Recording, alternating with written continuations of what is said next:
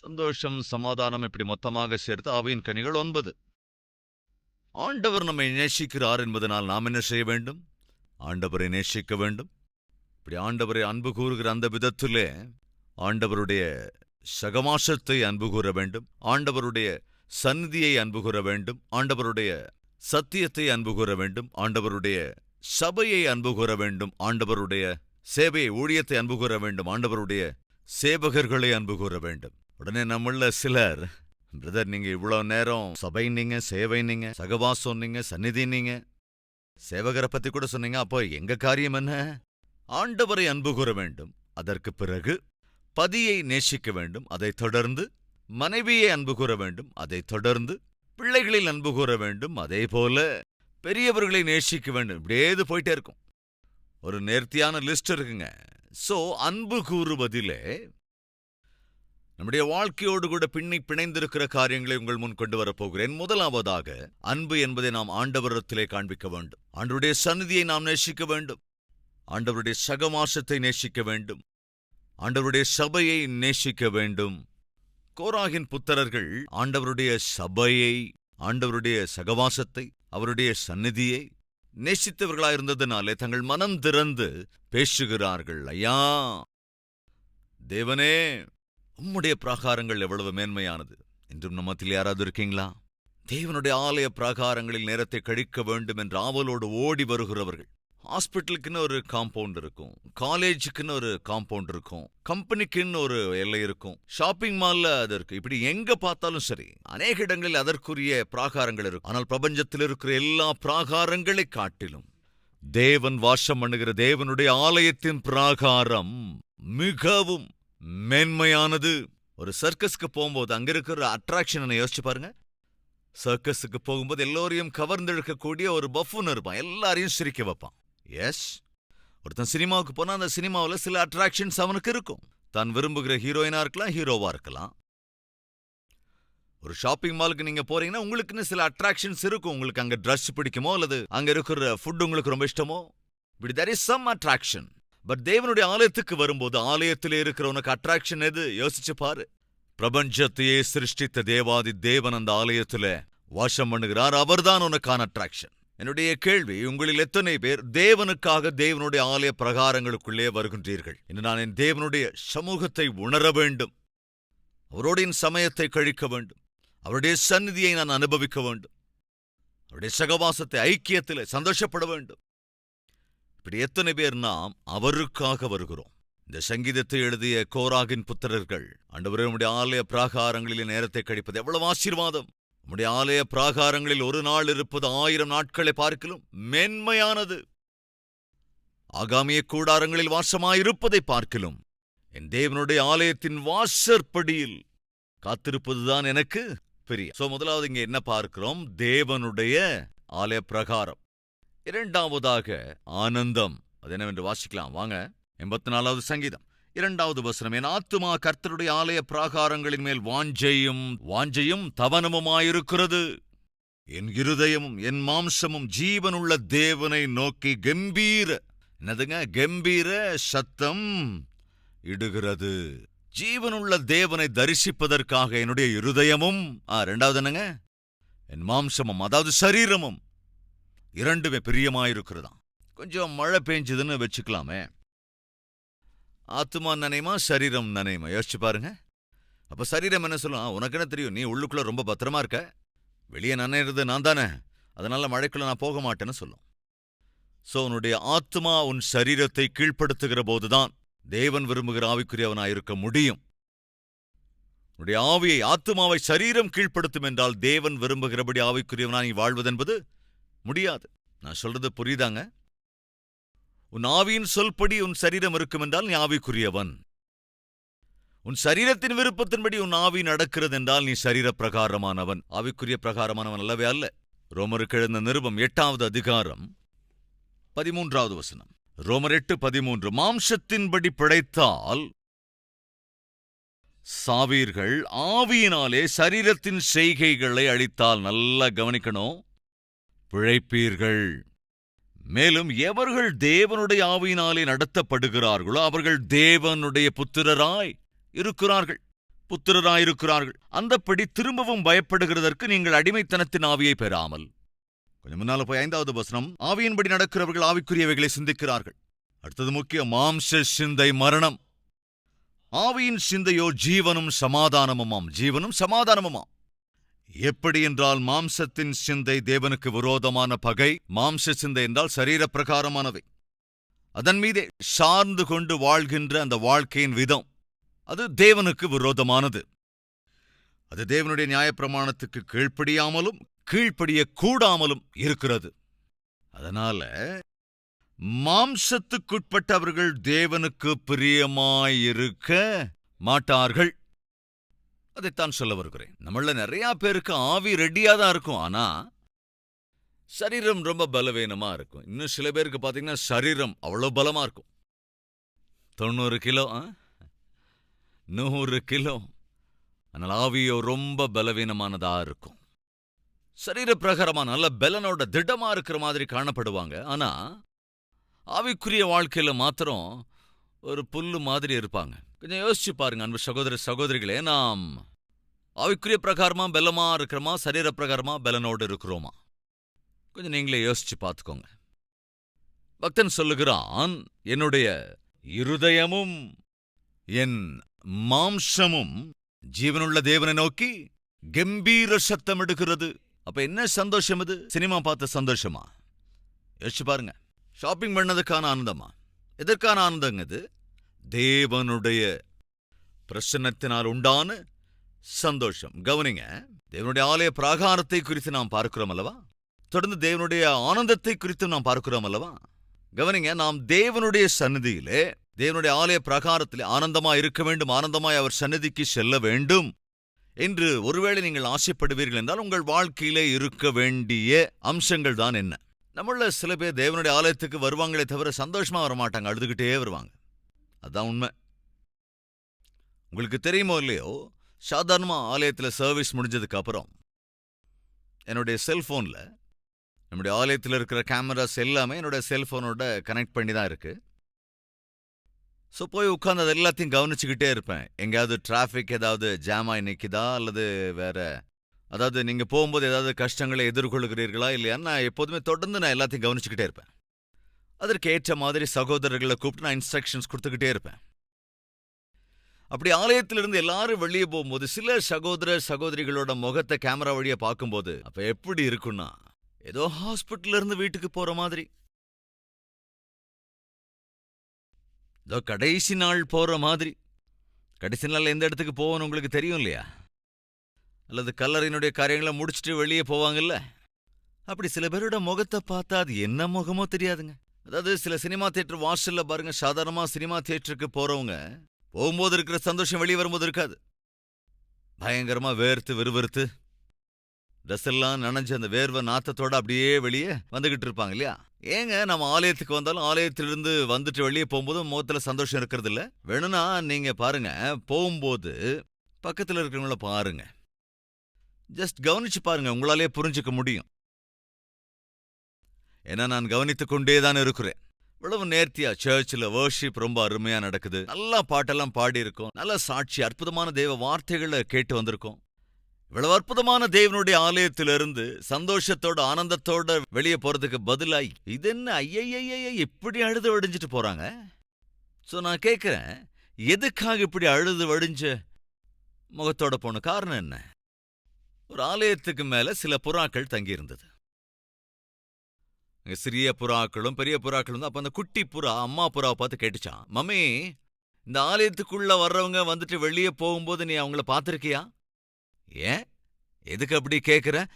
அது வேற ஒன்றும் இல்லை மம்மி, நான் ஒவ்வொரு சண்டையும் கவனிச்சுக்கிட்டு தான் இருக்கேன். ஆலயத்துக்கு நிறைய பேர் வர்றாங்க, ஆலயத்திலிருந்து நிறைய பேர் வெளியே போறாங்க. ஆனா நிறைய பேரோட முகத்தை பார்த்தா அழுது வடிகிற முகங்களா தான் இருக்கு.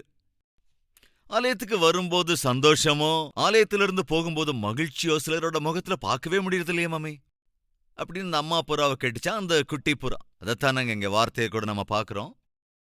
உம்முடைய பலிபீடங்கள் அண்டையில் அடைக்கலான் குருவிக்கு வீடும், தகைவிலான் குருவிகளுக்கு தன் குஞ்சுகளை வைக்கும் கூடும் கிடைத்ததே. நீங்க கவனிச்சு பார்த்திருக்கீங்களோ இல்லையோ, எங்க ஆலயம் இருந்தாலும் அங்க கட்டாயமா புறாக்களும் மேல இருக்கும். உங்களுக்கு தெரியுமோ இல்லையா, நம்ம ஆலயத்துல எக்கச்சக்கமான புறாக்கள் இருக்கு. பறவைகள் தேவனுடைய ஆலயத்தை ஆதாரமாக கொண்டு அங்கே வாழ முயற்சியை செய்கிறது. சகோதர சகோதரிகளை கவனிங்க. அந்த பறவைகள்ல ஒண்ணு குட்டி பறவை பெரிய பறவையை பார்த்து கேட்குது, ஏன் மம்மி ஆலயத்துக்கு வரவங்களுடைய முகம்லாம் இப்படி இருக்கு? வரும்போதும் சந்தோஷம் இல்ல, போகும்போதும் சந்தோஷம் இல்ல, காரணம் என்ன மம்மி? அப்ப அந்த தாய் பறவை சொன்ன பதில், ஒருவேளை நாம் கொண்டிருக்கிற தேவனை இந்த முகங்கள் எல்லாம் கொண்டிருக்கவில்லையோ என்னவோ. அப்படின்னா என்ன அர்த்தம்? நாம் அறிந்திருக்கிற தேவனை ஒருவேளை உண்மையா இவர்கள் அறிந்திருந்தால் இவங்க முகம் இப்படி இருக்கவே இருக்காது. இப்ப என்னுடைய கேள்வி, பறவைகள் உடையதாக இருக்கிற தேவனை நாம் கொண்டிருக்கிறோமா இல்லையா? கொஞ்சம் யோசிச்சு பாருங்க. பறவைகள் காலையிலேயே எழுந்து நேர்த்தியா துதிப்பாட்டெல்லாம் பாடும். எவ்வளவு அழகாக அது கத்துகிறது, ஆர்ப்பரிக்கிறது, அதே போல தேவனை துதித்துக் கொண்டிருக்கிறது. இந்த பறவைகளை சிருஷ்டித்தது யாருங்க? ஆண்டவராகிய இயேசு கிறிஸ்து என்று வேதாகமம் நமக்கு சொல்லுகின்றது. இந்த உலகத்தில் இருக்கிற எல்லாமே அவர் மூலமாக, அவரை கொண்டுதான் சிருஷ்டிக்கப்பட்டிருக்கிறது. இந்த கொலோசியர் 1 அதிகாரத்திலே நாம் பார்க்கின்றோம். சகலமும் அவர் மூலமாகத்தான் சிருஷ்டிக்கப்பட்டிருக்கிறது. அவராலே அன்றி எதுவும் சம்பவிக்கவில்லை, எதுவும் வரவும் இல்லை.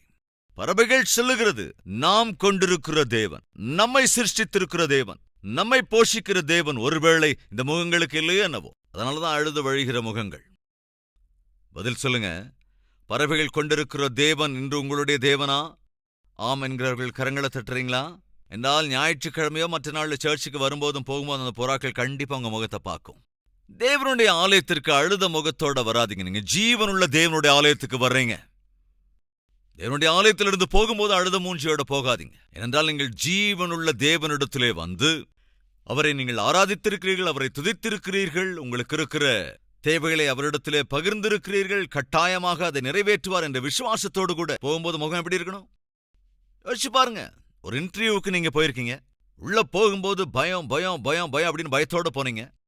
ஆனா இன்டர்வியூ முடிஞ்சதுக்கு அப்புறம் யூ ஆர் செலக்டட், உங்களை இங்க அப்பாயிண்ட் பண்றோம் அப்படின்னு சொன்னாங்கன்னு வச்சுக்கலாம்.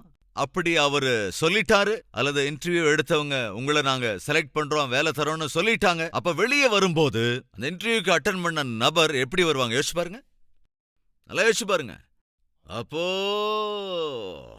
இந்த முகத்தை கவனிக்கணுமே. 1000 வாட்ஸ் தான்.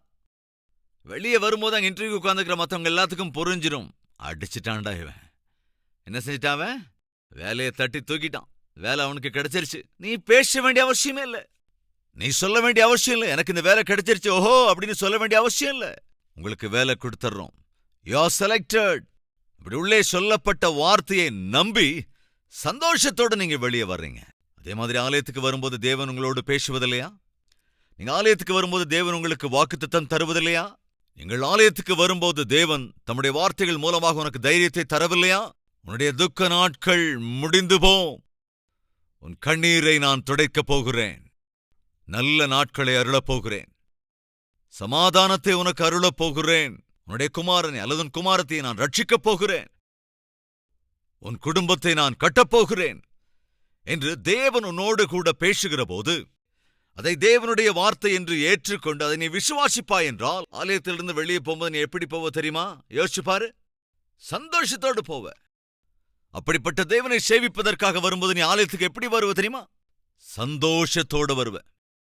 நீ ஆலயத்திற்கு வந்தாலும் ஆலயத்திலிருந்து வெளியே போனாலும் சுருங்கி போன முகத்தோடையோ அல்லது அழுத முகத்தோடையோ பயங்கர கவலையோடையோ அல்லது கலக்கத்தோடையோ, சில தருணங்கள் உனக்கு இருக்கிற வேதனையினாலே பாடுகளினால கலக்கத்தோடு கூட ஆலயத்துக்கு வரலாம். ஆனால் ஆலயத்திலிருந்து போகும்போது மாத்திரம் கலக்கத்தோடு போக தேவையில்லை. ஏனென்றால் நீ பிரபஞ்சத்தை ஆளுகை செய்து கொண்டிருக்கிற தேவ சந்நிதிக்கு வந்து, உன்னை உயிருக்குயிரா நேசிக்கிற தேவனுடைய சந்நிதிக்கு வந்து நீ எல்லாவற்றையும் சொல்லி இருக்கிறாய், உன்னுடைய பாடுகள் எல்லாம் பகிர்ந்திருக்கிறாய். அவரை விட நல்ல சிநேகிதர் யார் இருக்க முடியும்?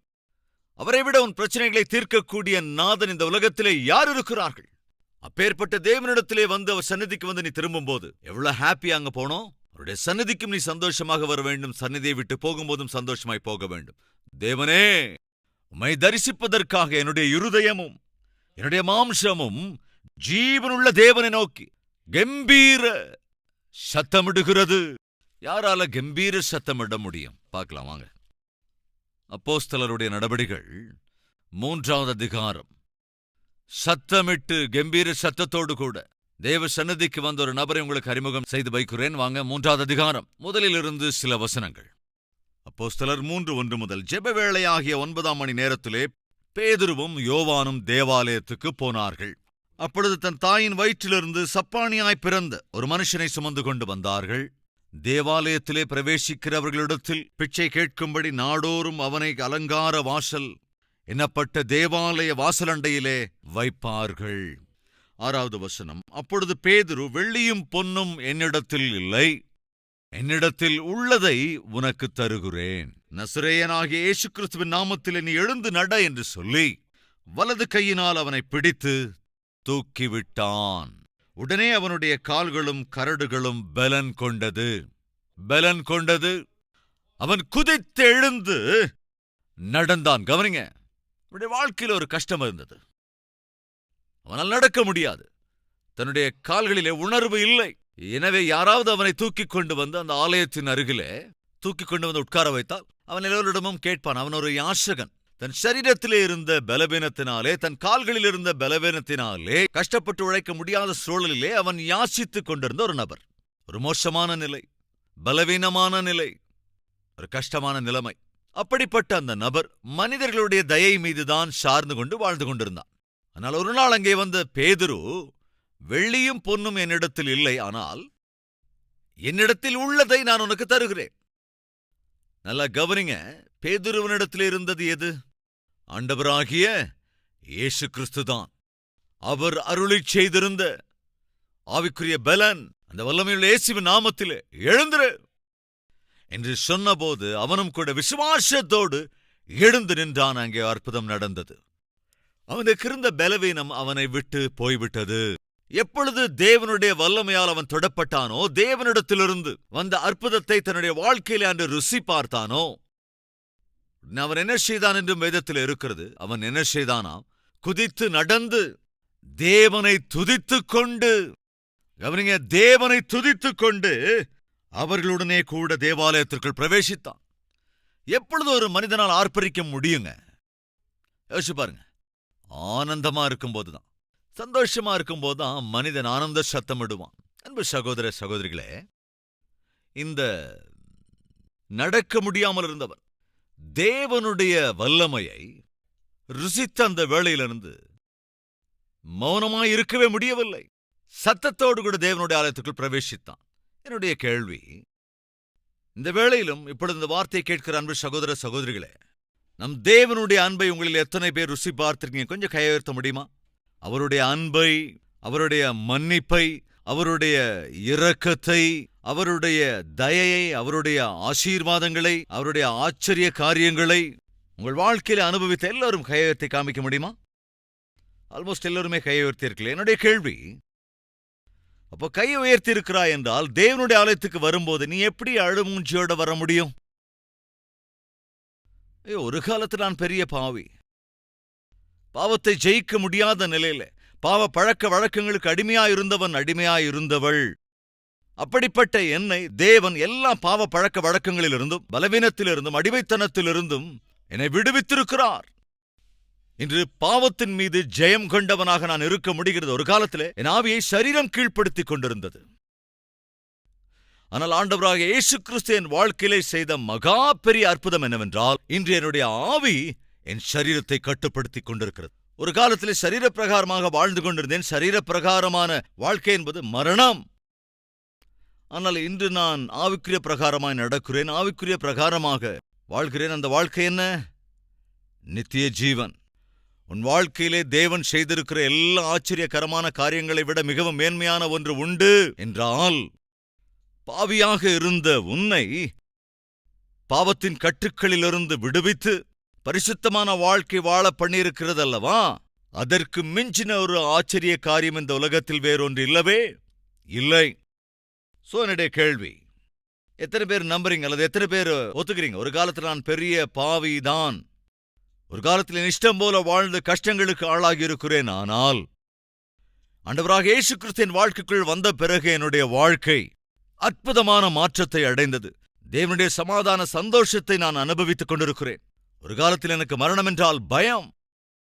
ஆனால் இன்று மரணத்துக்கு பயப்படாமல் நான் வாழ்கிறேன். காரணம் என்னவென்றால், நான் மரித்தால் நேராக பரலோகத்திற்கு தான் செல்லுவேன் என்ற தைரியம் எனக்குள் இருக்கிறது.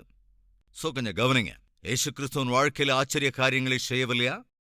அற்புதங்களை செய்யவில்லையா? கட்டாயம் செய்திருக்கிறார். அது என்ன, ஒன்றா ரெண்டா? யோசிச்சு பாருங்க. எண்ணிக்கைக்குள் அடங்காத ஆச்சரிய காரியங்களை தேவனின் வாழ்க்கையிலே செய்திருக்கிறார். அப்பேற்பட்ட தேவனுடைய சந்நிதிக்கு, தேவனுடைய ஆலயத்துக்கு அழுத முகத்தோடு தான் வருவியா?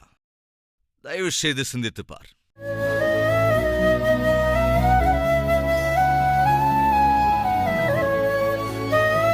மகா பரிசுத்தமும் அன்பும் நிறைந்த எங்கள் பிதாவே, மேன்மையான உம்முடைய செய்தியின் மூலமாக எங்களோடு பேசிக் கொண்டிருக்கிறதற்காக நன்றி ராஜா. உம்முடைய பிராகாரங்களை குறித்து, ஆலய பிராகாரங்களில் இருக்கிற ஆனந்தத்தை குறித்து, அபிவிருத்தியை குறித்து, ஆசீர்வாதங்களை குறித்து நீர் எங்களுக்கு அற்புதமான உம்முடைய செய்தியை அருளிச் செய்திருக்கிறீர்.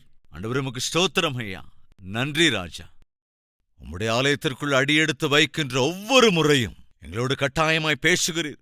உம்முடைய இருதயத்திலே இருக்கிற உம்முடைய சத்தியத்தை எங்களுக்கு பகிர்ந்தளிக்க வேண்டும் என்கிற தேவ செய்திகளை ஒரு நாளும் நீர் மறைத்து வைக்கவில்லை. கேட்ட உம்முடைய வார்த்தைகள் எங்கள் கிரியைகள் வைக்கிற கிருபையை எங்களுக்கு அருளிச் செய்யுங்கப்பா. சிலர் பார் அண்ட் ரெஸ்டாரண்டை நேசிக்கிறார்கள். சில பேர் நைட் பப்பை சிநேகிக்கிறார்கள். மாலை நேரம் வந்துவிட்டால் எல்லாவற்றையும் விட்டுவிட்டு அங்கே ஓடுகிறார்கள். சில பேர் சினிமாவை விரும்புகிறார்கள். சில பேர் ஷாப்பிங்கை விரும்புகிறார்கள். இவர்கள் எல்லாவற்றை காட்டிலும் மிகவும் மேன்மையானது உம்முடைய ஆலயத்தின் பிரகாரம். எனவே அதை நேசிக்கிற மனதை எங்களுக்கு அருளுங்க ராஜா. உம்முடைய ஆலயத்தின் சந்நிதியில் நாங்கள் காணப்பட வேண்டும் என்ற தாகத்தை எங்களுக்குள் ஊற்றுங்க.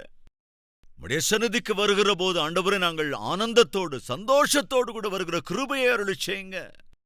எங்கள் பிரச்சனைகள் எதுவாக வேண்டுமானாலும் இருக்கலாம். எங்களுக்குள்ள ஆபத்து, ஆரோக்கிய குறைவு, அது எவ்வளவு பெரியதாக வேண்டுமானாலும் இருக்கலாம். உம்முடைய சந்நிதிக்கு வந்து உம்மிடத்திலே சொன்னால் அது போதும். உடனடியாக அவைகளெல்லாம் காணாமல் போய்விடும். அவைகள் இருக்கிற இடம் தெரியாமல் ஆண்டவரே எங்கள் கண்களை விட்டு விலகிச் சென்று விடும். இந்த சத்தியத்தை ஒருவரும் மறக்காதிருக்கிற கிருபை அருளுங்க ராஜா. இதன் மூலமா எங்களுடைய வாழ்க்கையை அநேகருக்கு ஆசீர்வாதகரமானதாய் மாற்ற வேண்டும் என்று இயேசு கிறிஸ்துவின் நாமத்தில் வேண்டிக் கொள்கிறோம் பிதாவே. ஆமென்.